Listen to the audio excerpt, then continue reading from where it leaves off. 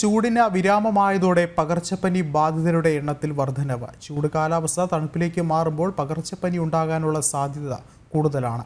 അതിനാൽ പകർച്ചപ്പനിക്കെതിരെ എല്ലാവരും വാക്സിൻ എടുക്കണമെന്നും ആരോഗ്യ വിദഗ്ധർ അറിയിച്ചു.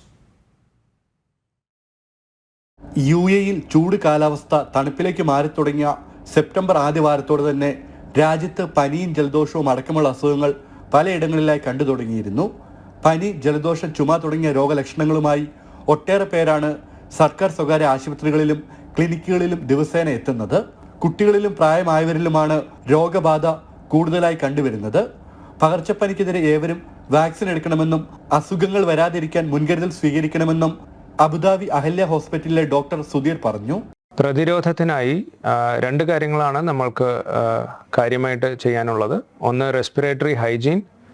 അപ്പോൾ ചുമയ്ക്കുമ്പോൾ ശ്രദ്ധിക്കണം, ഫ്രീക്വൻ്റ് ആയിട്ട് കൈ കഴുകണം, പിന്നെ ഫേസ് മാസ്ക് ഉപയോഗിക്കണം. രണ്ടാമത്, ഇൻഫ്ലുവൻസയ്ക്ക് എതിരായി ഫ്ലൂ വാക്സിൻ അഥവാ ഇൻഫ്ലുവൻസ വാക്സിൻ അവൈലബിൾ ആണ്. അപ്പോൾ എല്ലാ ഇൻഫ്ലുവൻസ സീസണിന് മുമ്പും ഈ വാക്സിൻ എടുക്കേണ്ടതാണ്. ഇൻഫ്ലുവൻസ എ, ഇൻഫ്ലുവൻസ ബി എന്ന വൈറസുകളെ നമ്മൾക്ക് ഒരു ഈസി ആയിട്ടുള്ള നേസൽ സ്വാബ് ടെസ്റ്റ് വഴി ഐഡൻറ്റിഫൈ ചെയ്യാവുന്നതാണ്.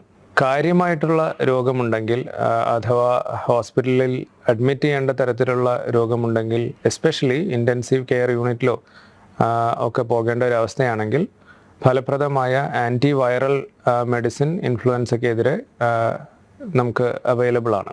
ഗർഭിണികൾ, 50 വയസ്സിന് മുകളിലുള്ളവർ, വിട്ടുമാറാത്ത രോഗമുള്ളവർ, 5 വയസ്സിൽ താഴെയുള്ളവർ, ആരോഗ്യ പ്രവർത്തകർ, കുറഞ്ഞ വരുമാനക്കാരായ തൊഴിലാളികൾ എന്നീ വിഭാഗക്കാർക്ക് ഫ്ലൂ വാക്സിൻ സൗജന്യമായി ലഭിക്കും. മറ്റു വിഭാഗക്കാർക്ക് 50 ദിർഹം നൽകണം.